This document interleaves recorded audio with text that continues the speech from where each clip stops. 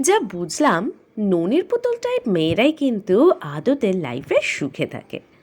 বাপের বাড়িতেও তারা প্রিন্সেস ট্রিটমেন্ট পায়, আবার বিয়ের পরেও রাস্তা পার হতে পারে না, রান্না করতে পারে না, এমনকি রোদে বেরোলেও অসুস্থ হয়ে যায়। আবার একা একাও কোথাও যেতে পারে না।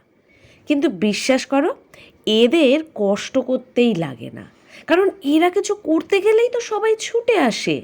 আর একটা কিছু যদিও বা করে ফেলে, সেটাই হয় অজুবা। স্বামীগুলো হয় ভীষণভাবে কনসার্ন, মানে 24 ঘন্টা কনসার্ন। হাঁচি দিলেও এমনকি ডাক্তার এসে হাজির হয়। আর ফাইনালি আমরা যারা পরিশ্রমী, আমরা তো লোহা দিয়ে বানানো মেয়ে মানুষ, সব পারি। কারোর কোনো হেল্প লাগে না, কারোর অ্যাপ্রিসিয়েশনেরও দরকার পড়ে না।